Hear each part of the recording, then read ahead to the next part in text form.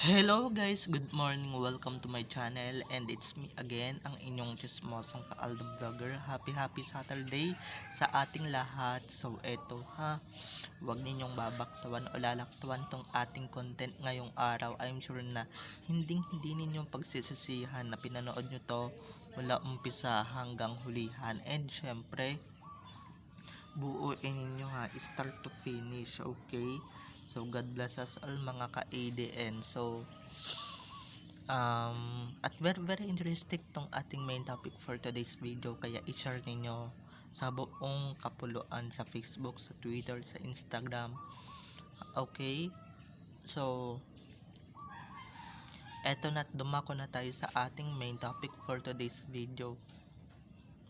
Iba din to si Yorme, no? Iba din to si Yorme Isko Moreno na makapag-booking kay Alden Richards at kay Maine Mendoza. So ito na guys, watch this. Mamaya ipapaliwanag ko sa inyo ng buong buo. So ito na guys, watch this. At kung nakita nyo na ngayong recaps, once again si Titi of sa mga admin. So thank you so much sa inyong lahat, kasi kung hindi dahil sa inyo, wala ako dito. And syempre wala akong magagandang update na nilalabas, kaya maraming salamat. And syempre sa mga supporters ko throughout the 3 years of my journey dito sa YouTube, nandito pa rin kayo sa tabi ko, kaya maraming salamat at hindi kayo nagsasawa. So ito na, dumako na tayo sa ating main topic for today's video. Like what I said earlier, no, iba talaga mag-booking si Yorme Isko Moreno. Kay Yorme mismo nang galing to ha, na yung pambubuko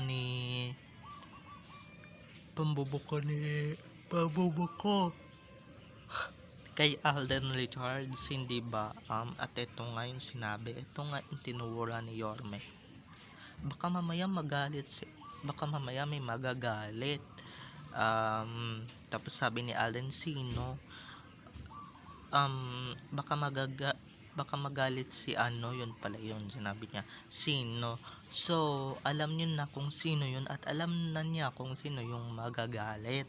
Yan pa ba si Yorme? Napakadaming chismis na lumalaganap sa kanya, no, or umaano sa kanya, ma-appeal sa kanya na madami talagang kumakalat na balita tungkol sa kanya, na mag-asawa na nga si Alden Richards, ganyan na nakakarating kay Yorme. Siguro kaya niya alam na may magagalit, and siguro naman tutok si Yorme sa ating mga vlogger, 'di ba? Kaya alam niya yung katotohanan, at alam niya yung katotohanan. Hindi ba? Yan yung totoong kaibigan. Handa kang ibuko. 'Di ba? Handa kang isuplong talaga para lang sa pag-ibig. Okay? Ganyan talaga yung pambubuko ni Yorme. Of all people, lahat sila alam yun, pero si Yorme lang talaga ang nagbuko sa kanya, 'di ba? On their spills doon sa abroad. Siguro naman guys, hindi naman kayo tatanga-tanga kung hindi niyo narinig ito, or kung narinig nyo ito, no. Siguro yung iba, alam ko may mga kati na fans doon. Alam ko na kung sino nag ano ng kiss mark. Walang iba kung hindi yung idolit nila na nasakang ng bonggang-bongga, 'di ba? Dahil nga may shooting. Kaya bago pa may magalit kay Alden Richards, sabi nga ni Yorme, dali-daling nagpahid si Alden Richards ng pisngi na mayroong kiss mark, or ng kiss mark sa kanya, or bakas ng lipstick, or bakas ng lips, 'di ba? At saka nagtataka si Yorme, ba't siya may lipstick sa pisngi, 'di ba?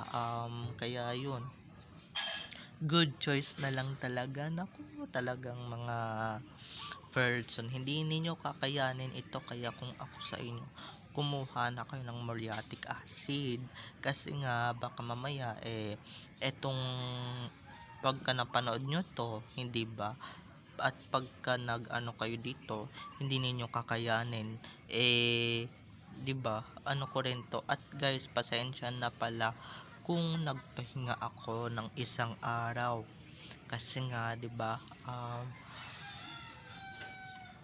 Alam niyo naman yung rason ko. So, pahinga din naman tayo ng bonggang-bongga dahil baka mamaya magkasakit tayo, 'di ba? Kaya ito ako ngayon nagbabalik, and syempre buong buo na bumabalik dito kung saan ako nagsimula and kung saan ako nag-start. 'Di ba? Hindi ko naman kayang iwanan kayo ng bonggang-bongga, and hindi ko naman kayang tiisin kayo, 'di ba? Kaya nagbabalik na ako. So, eto na ulit, dumako na tayo sa ating main topic for today's video.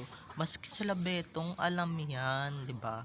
Maski sila Bubay, sila Artsy, alam yan. Kaso nga kailangan mo nang itago, 'di ba?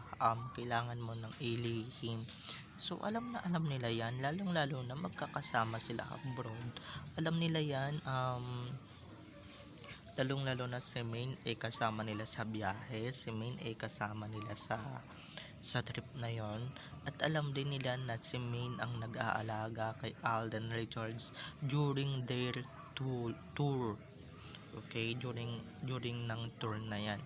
Kaya yung iba kasi takot lang magsalita at takot mambuking kay Alden Richards dahil baka mamaya mawalan sila ng kontrata, 'di ba? Mawalan sila ng pangkabuhayan. So, kiss, alam nyo naman yun mga ka-ADN, di ba? Ito si Yorme, kahit na management pa niya yung isa sa mga pasimuno ng Sarsuela, wala siyang pakialam, di ba?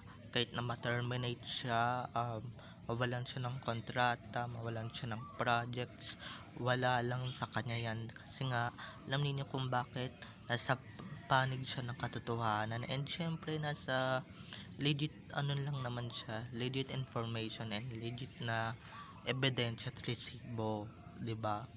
At saka hello, hindi naman siya nagsisinungaling na i-booking si Alden Richards sa harap ng maraming tao.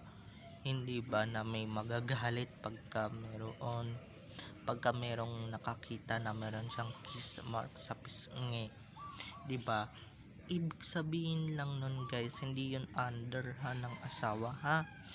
Okay, dahil baka mamaya misinterpret na naman ng ibang tao dito. Alam nyo naman yung mga person, galing-galingan, mga bida-bida, hindi ba? Kaya buti na lang talaga nandito to sa phone. Kung hindi, nako, problema tayo kung paano ko to ilalabas at kung paano ko ito ibabalita ng bonggang-bongga, hindi ba? Kaya medyo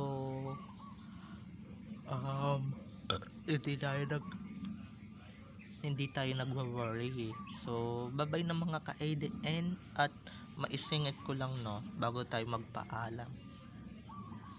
Kung ADN ka at hindi ka pa nagsusubscribe dito sa channel ko, mag-subscribe ka na, and syempre pindutin mo yung notification bell para ma-notified ka or kayo sa mga susunod ko pang i-upload na mga videos patungkol kina Main at Alden, and syempre patungkol sa kanilang mga buhay-buhay inside or outside man yan sa showbiz. And syempre kung basher ka, welcome na welcome ka dito. Para may challenge, ibablock kita, okay?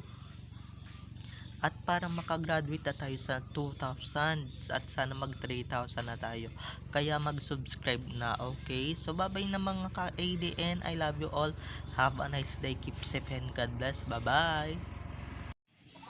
Ganyan nga, Yorme, ganyan nga, ba't sabi mo yung Sarsuela na lumalaganap, and syempre pinapakalat na lahat ng mga kampo ng animales, lalong lalo na yung mga cat den fans. Naku, ano yan, labanan mo sila, buti nga nagsalita ka na may magseselos, no? Kasi naman, ba't nag-iwan pa yung isa ng kiss mark, 'di ba? 'Di ba pwedeng wag mo na lang i-kiss dahil di naman alam ba niya na may asawa na yung tao, 'di ba? Ba't niya pa kinis? May tinatago din kaanuhan to, no? Yung babaeng binabanggit ko. Baka gusto niyang makatikim kay Mrs. Fulkerson na ng apoy or mabugahan ng apoy for the first time. Dahil hindi siya uurungan nun, talagang bubugahan at bubugahan siya ng apoy. Nako. Kaya ito lang ang masasabi ko. Yung mga humaharot kay Alden Richards, hoy, hindi nyo nakikita na sinusot niya yung sing-sing kasi nga nasa showbiz siya pero sinusot niya yun off cam. Ibig sabihin nun, di na siya pwedeng anuhin. Okay? May mga ganyang tao, no? Buti na lang talaga si Yorme. Walang takot na nagsalita, wala siyang pakialam. 'Di ba? Kahit na may mga lang lumalaganap o lumalabas, basta sasabihin niya kung ano yung gusto niyang sabihin at gusto niyang iparating sa sa lahat, 'di ba? Sa lahat ng mga um ng, sa lahat ng mga basag trip sa ating lahat. Kaya buti nga yan, Yorme. Go go go, support kayo namin diyan. More pang babuking pa sa dalawa. And syempre mga co-artist niya, 'di ba? So alam nila yung katotohanan, alam nila yung lumalaganap ngayon na sarsuela. Alam nila yung katotohanan sa hindi, 'di ba? So yung iba diyan nakikiride on lang sa sarsuela para lang